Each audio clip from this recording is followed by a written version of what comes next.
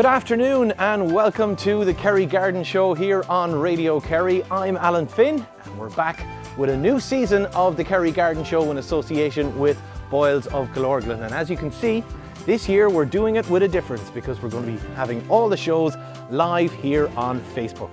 Right now, let's go and meet our experts, Trish and Jer.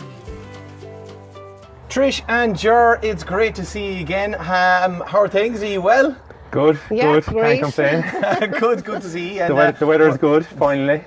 It's dry anyway, which is a big thing. We've had a really wet winter, and but we have now come into March, which is the big planning and planting month. It's probably your busiest month, is it? It is. Like, people get out in the garden in March. I think with the week being good, they want to get out. They've been itching. It's been raining a lot over the winter time, and it's a great time to weed your beds, prepare for vegetables, get your shrubs, kind of look around your garden and see what's needed to be done. Because there hasn't really been much been able to do, really, Jer, with the last couple of weeks. No, very little. Except for a little bit of bare root hedging that has gone in over the last couple of months. The soil has just been literally too wet to get in. Yeah. It's a few people are right doing a few pot plants and things like that just to put a bit of colour into the house. But that's been it. It's been a quiet winter. Yeah, absolutely. Well, look, I'd say in the last 12 months, the amount of gardeners in the kingdom has grown exponentially. Oh, yeah. So now is a big time for a lot of people to kind of start thinking and planning for the coming months. So what are the first sort of things, guys, that we should probably be thinking about our garden right now? I suppose like that now out in the garden, as I was saying at the start of the show, you want to kind of go out, you have shrub beds maybe that are there, the weeds are starting to come up in them because it's gone a bit milder and the weather is a bit finer. The weeds will actually come up first before anything else. So if you have a hoe is a great essential garden implement to have in your garden shed, and go out and hoe the weeds when they're fresh. You can also spray if you want to spray as well, and at least that'll stop the weeds coming up then for the rest of the year as well. You need to be careful, obviously, knowing if there was going to be rain or not. Yes, that exactly. Kind of comes into if you were spraying, make sure that you have 4 to 6 hours of dryness afterwards. Yeah. There's a lot of different chemicals that can be used, and we have organic ones as well. Come in, whatever, into the shop and we can show you that. Again, a bit later on, maybe another week or two, it's probably a good idea to mulch the beds. You can mulch it over with a good compost to feed it, or as well then after you're hoeing the weeds, you can mulch it with a landscape bark. Now the bark will actually keep the weeds down for the rest of the year, but you need to put it, say, about 1 inch or 2 inches of a thickness of bark on it then as well. Okay, make sure no light gets through to kind of give them a little bit of anything. Exactly, now you said it, yeah. And like, just be careful then if you've, say, got rhododendrons, azaleas, just you're putting the right compost up around the base of the plant to feed it. If your rhododendrons have gone a little bit yellow, maybe your soil mightn't be as acidic as it should be, you can feed it then with an iron tonic. A good iron tonic then would be a Marigro, which is a seaweed based iron tonic, so that'll actually green up the leaf and bring back the pH of the soil then as well, and that'll actually affect the colour of it as well, won't exactly it? Yeah.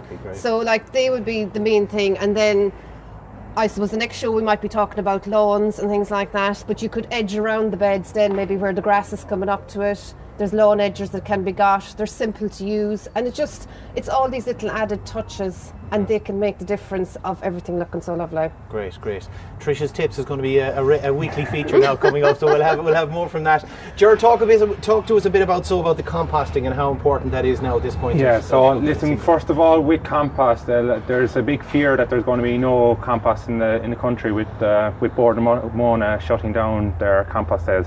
So that's not the case. It's the professional growers that they're not delivering their compost, let's say. So the retail side of it is fine.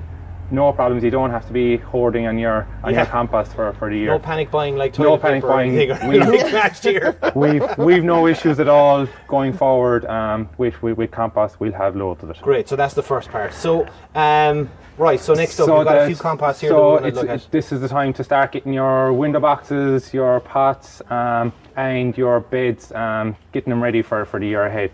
If you have your veggie patch, it's important now to start getting your compost and your organic manure into the soil for your veg plants.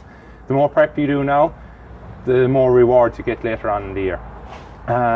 So with the likes of the G-Up and the farmyard manure, you can be mixing that in with your veggie patch, and when you're planting then your seedlings, we'd recommend a good multi-purpose compost. So the John Ines, and we have Jack's Magic as well in stock.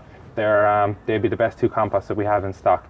If you want to go peat free, we have a lovely new product here called New Horizon, and it'll do everything. So there's coir, there's added seaweed, and again it's just peat free. So if you want to alleviate. And that's for shrubs, plants, is that it's across a general the board? purpose, so it's across the board. The only thing that it won't do is the likes of your azaleas, your rhododendrons, your camellias. You need Would they be a bit more sensitive? They like an acid soil, so an ericaceous compost would be ideal for them. Okay, and do you have those? Yeah, we have them all in stock, yeah. Brilliant, okay.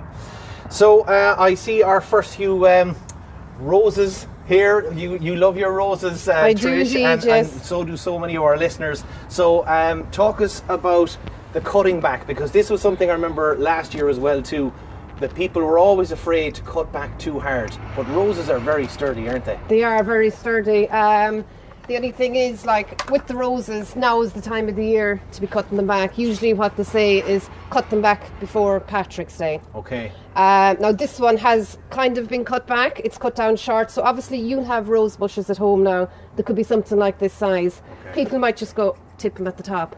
No, be brutal. Go right down. Usually what we say is we go 2 to 3 buds from the base. Right? And if you have a bush, you're looking at it, it has to be outward facing. So that means the shoots are facing this way. So it's leaving the centre of it clear. Okay. Because you don't want all the branches to be going into the inside. So coming out, so it leaves it nice and clear in the middle. Now when you're cutting it, you can see there now that's been cut across. That's the worst thing to do. So what you need to do is get a nice clean secateurs. There's loads of different on the market. Make sure it's sharp and it's clean, because you don't want to be cutting maybe say something like this that might have a disease, and then you're cutting this straight away, and that'll actually bring the disease one onto the other. So make sure to sterilise your secateurs every time as you're going along. So when you're cutting, cut down there and cut at a slant. Now the idea of cutting at a slant is that when it rains, the rain will flow off instead of into the shoot, because if it's flowing into the shoot, it'll actually rot the shoot. So like that now, again, there's another one there, and you just prune it back.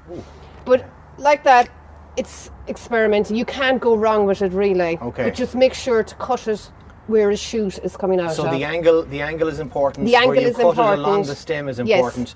But how far you go down, You're talking about 2 to 3 buds. So again, I'm talking about 2 or 3 buds, you're talking where the leaf shoots are. Yeah. So it's 1, 2, and you could even go 3 then as well. And one thing we have to mention is, of course, that we are on Facebook at the moment. So we're all recording this on video. So if you want to see exactly how Trish is actually cutting back the rose, you can actually watch it on Facebook, and you'll be able to see exactly that. So it's that's great. Okay. Yeah, and also as well, there might be some dead stems like that. Right. So if there is, to the bottom. right back down then to the bottom.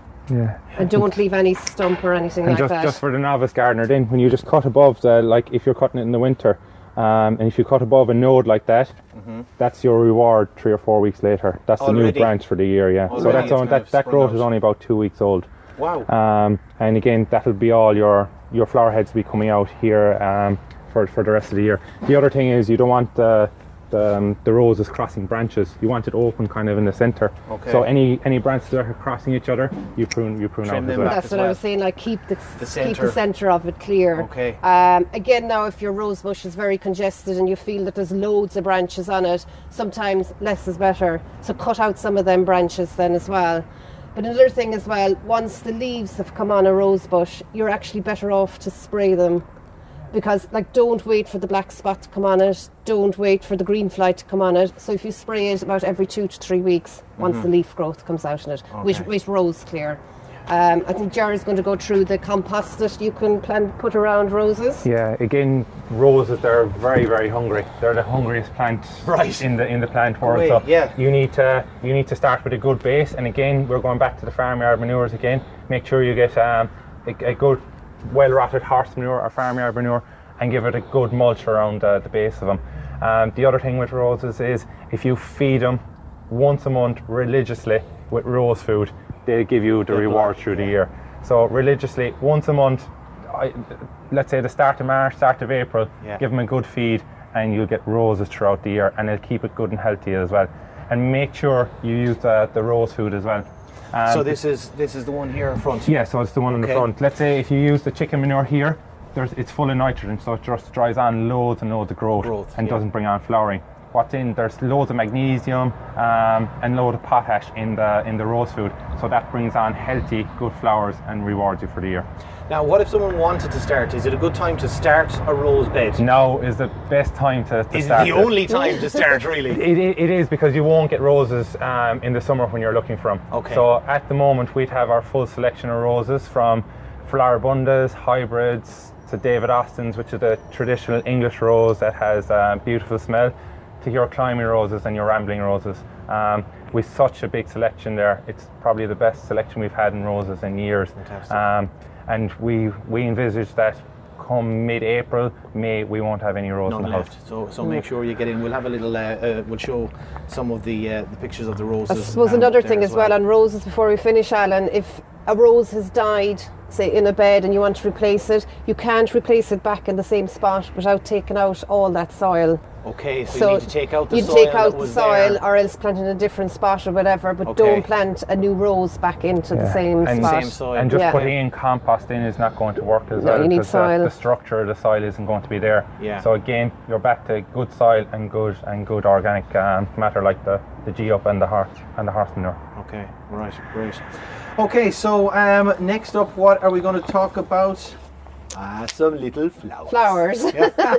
This time of the year, I know it's the first of spring or whatever, but Yeah. people think, it's only summertime, we have all these lovely little flowers, but no, we've beautiful flowers in stock now at the moment. We Trish, have- you've always said it every year, all year round. If you All come in, year you round. can find some colour. You can always find colour. People like doing up a few pots around the house now at the moment, outside your front door. The days kind of might be dull enough, and it's nice to have a lovely bright pot outside the door. So these are primroses. They're fabulous. They'll come every year for you then as well. Again, they'll flower up until about May. Come in all different colours, between the purples, the whites. If you were planting them in a pot, the compost used then, you could use your multi-purpose compost, add in a bit of grit or sand with it. Make sure there's holes in the base of the pot as well, and put a bit of gravel in the bottom of the pot. With the primroses then, if you wanted to, you could put a centrepiece in the middle, whether you put a little conifer or a nice colourful shrub Give in it the kind of middle. centre point and Exactly, give it a bit of work the height colour- in the middle height, yeah, and yeah, work yeah. on it. And beside yourself there, Alan, we've got lovely dianthus, or carnations, people might Carnations, know. beautiful. And they've a fabulous little scent on them then as well. So they'd be ideal outside the door or on the windowsill that you might be passing by, and you'll get a lovely scent from And them. it's lovely to see them in near full colour. Oh, yeah, And, like we and have there's an them. array of colour there Yeah. too. They're there Yeah. whites, reds, yellows, pinks, oranges. So there's a good selection of them there. They're Fantastic. lovely. Yeah, great stuff. I suppose we can't mention the good old spud. Well, look, the veggie patch, the veggie gardens, the self-sufficient gardeners out there will definitely be looking to get it. So it's a good time for. When I was saying that the compost, and there's no fear of compost running out, there is a fear of potatoes running out. So Okay. there is a bit of a shortage in them at the moment. If any of our listeners are still looking for earlies, we do have British Queen and we do have Home Guards, and we have loads of them still in stock. Okay. And we have a selection of main crop still in stock as well. So Are we've they got- the most popular? the earlies would be the most popular. Yeah. So British it's Queen would be a which very would- popular yeah, one. would be yeah. the most popular. Home Guard in after that. So just a few things. It's still a little bit early to be planting your potatoes out. You want the soil to dry up a small bit. If you're getting them into wet soil, they're going to rot inside in the ground. So you can be sprouting away inside in your shade, or if you're only doing a small little veggie patch, you can actually get egg cartons. Put the egg cartons on your windowsill, and you can sprout them on the windowsill Yeah. with the eyes up. That's just to kind of prep them. Just to prep them and get them ready. And a lot of people think, should you be sprouting them in the darkness or in the light? Or in the back of the shade. and Yeah, stuff, or somewhere, so the light would be better. Don't Okay. put them in full darkness. Yeah, so if you're planting an acre of potatoes, if you have a shade with a couple of lights in the side in the shade, or Glass or that'd be ideal to get them going. Okay. So you'll be looking at mid-March to plant your earlies. All right. If the ground is If dry it enough. maintains to be dry. For your main crop, then you can get away with April, May. But as I said, we still have a good selection of them in stock. Okay, so obviously as the weeks go on, we'll talk more and more about the different things to be planting. But right now, it's the potatoes. Are the issue, so there is a shortage. Yeah. Okay, so we're going to finish up with our plant of the week, Jer, which is just down here in front of me. I'm just going to move it up here so we can get a better look at it. Put your nose into there now, Alan, and get the nice sweet smell off it. Oh wow! So okay, I wasn't expecting that. With Mother's Day coming up next Sunday, that would be definitely the ideal gift to give the mother. That is a beautiful smell off that. What is that now? It's called a Daphne. There's many different varieties, but this time of the year, outside the front door in a pot, or if they're in a bed outside the front door, you're going to get that amazing smell.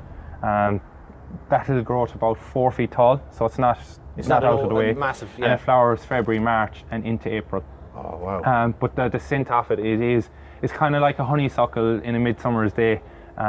The smell is that strong. It's beautiful, yeah. And as the season goes on, then will the leafage stay like that? Like there's a lovely yellow tinge in the end of that. It's an evergreen plant. Evergreen plant. As once as the flower goes off it, it'll remain green for the year. So you'll still have a nice green kind of plant with a nice yellow kind of tinge on the leaf for the rest of the summer. With planting this, then you want a well-drained soil. Okay. So let's say if you're planting it into a pot, just make sure there's loads of grit in the bottom of it, maybe about 2 to 3 inches, and an acid soil in as well. So your ericaceous compost to plant. Brilliant. Okay, plant of the week. I like it. We're going to have that every week. Guys, that is pretty much it for our first show. First show on video on Facebook. Thanks a million. It's been great to see. It's great to be back. And we will, of course, be back again next week here on the Kerry Garden Show. So until then, for myself, Jer and Trish, happy gardening. Thanks a million.